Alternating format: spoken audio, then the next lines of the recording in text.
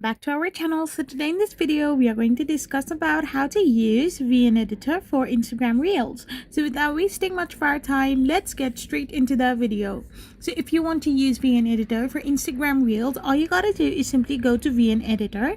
Once you are in your VN editor, you need to simply first of all import your clips. Once you have imported your clips, you need to trim it and cut it, and you can add trending music effects, transitions, or adjust your volumes like voice versus music, whatever you want, and export in high quality like 1080p to share on Instagram for viral potential. Using features like keyframes, speed ramping, and text overlays for professional edits will make your video much more appealing. A popular method involves scanning QR codes from trending reels to get the exact template settings, then swapping in your own media. So this way you can use VN editor for Instagram Reels. I hope you found this video helpful, so don't forget to hit that subscribe button and do give us a thumbs up. We will be back again with more informative videos. Thank you for watching and stay tuned for our next video.